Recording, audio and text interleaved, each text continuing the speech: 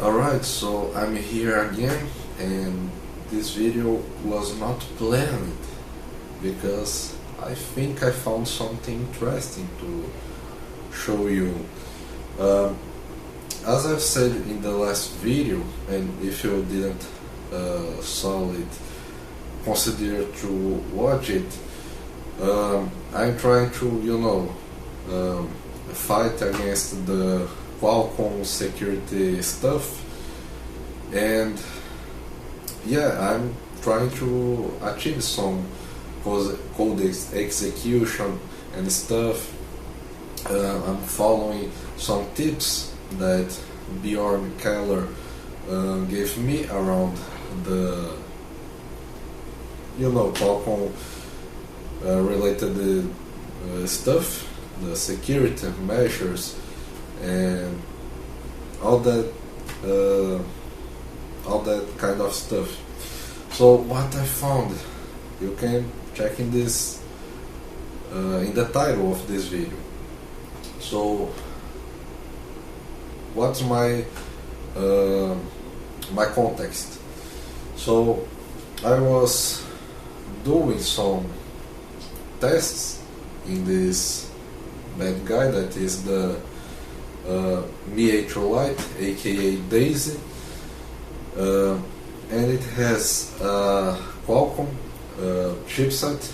It is the MSM 8953, and well, when I try to read in memory with the emergency download mode, I can do it, but when I try to write in memory, I can't do it. And that's, well, kind of, I don't know why. I still don't know exactly why. Because according to B. Keller, this probably is a XPU related measure, security measure. But there is a small issue. The XPU are all loaded at the last layer of security. But let me take something right here to explain it better.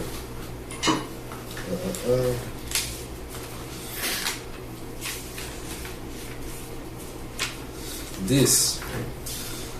If you didn't watch the last video, if you watched the last video, you'll probably know what is this, and that's the secure boot chain that Qualcomm implements. It starts with one thing, I don't know why, and it doesn't even matter how hard you try, because the primary bootloader, it loads the secondary or the extensible bootloader that loads the trust zone, and then it loads the A-boot, the Android bootloader. But I'm here in the emergency download mode, and the emergency download mode, I can load a firehose image that I can recover my device and do some stuff. And what happens is a simple thing. For some strange reason, when I'm here, the XPUs are active, and this is very strange because I just tested without the battery, because my theory is that when I reboot my device, for example using the command adb reboot EDL, it just go to the emergency download mode, of course. But when I try to enter in the EDL via shorting the pins, what happens is that it enters, but maybe I think should be, I don't know, the XPU should be active or something. But the XPUs are loaded right here in the trust zone phase. And that's the reason why I'm recording this video, because how can the XPUs be running in my device? Because I just opened it, as you can see, and the glove is just for that, because last time I just sliced my fingers. And after open, I try to remove the battery, and it's removed, as you can see right here. So it doesn't have any source of power. And I put my USB cable in it. Then I shorted the pins that are responsible for entering in the emergency download mode. And the thing is, the XPUs are active. How? I don't know. And I just can't tell anything about it. I don't know even how is this possible, because if I don't have any kind of power, my last theory that I said that when I reboot my device, maybe it uses the battery to, I don't know, enforce the XPU policies, but that's just not the case, because I removed the battery. My device doesn't have any power source except the USB, but the USB is just used during the just to enter in emergency download mode. And that's strange, because as I said, the XPU are only loaded in the trust zone phase. So how can the trust zone code be active in such a lower level of execution? I don't know exactly why, because you know, I'm just a noob trying to pound this device, and maybe like it's ARM related stuff, but doesn't make any sense, because the trust zone is actually implemented by the device vendors, in this case Qualcomm, and the Qualcomm trust zone implementation is called Qualcomm Secure Execution Environment, or Qualcomm Trusted Execution Environment. I don't know how this happens. And if the XPUs are active even after I remove the battery, like, I don't know, there is any kind of CMOS like battery or something that powers my device, in such case, how should I trust something like this? Because I literally removed the battery, and I don't know exactly how should this component how it should be enabled. I'll demonstrate to you right now. Like, look, here's my device. I removed its power, and as you can see, the battery isn't connected. If I try to boot it from my USB cable, look, it starts to power the Android one, as you can see. And you know, it will probably start some kind of strange mode, or you know, in this case it just rebooted. So if I remove, the device just goes off. But when I try to insert this with the with those two pins, this one and this one, it should be able to boot in the ADL, and it boots, as I will demonstrate to you right now. Like, I put the USB cable while I short those pins.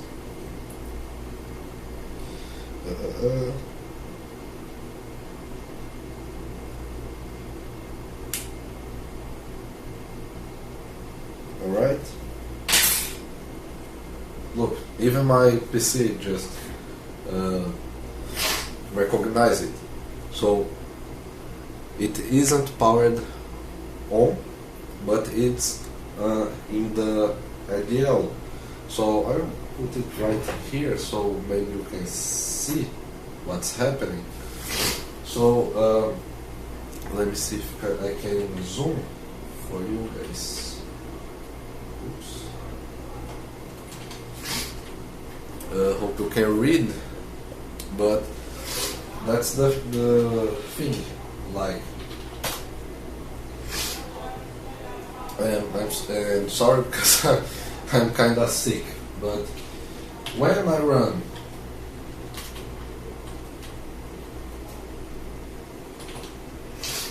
run ADL, I can, for instance, run the pick command.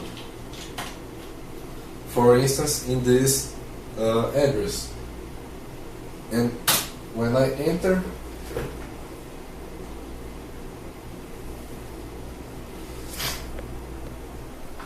here for you to see what's going on.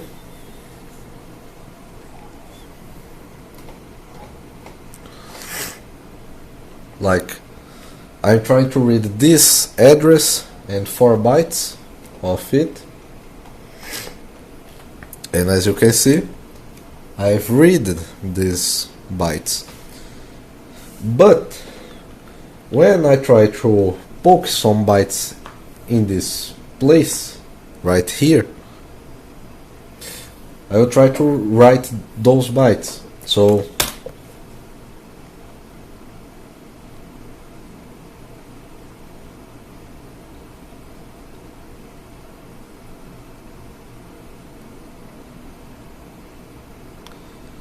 alright, so let me read them again.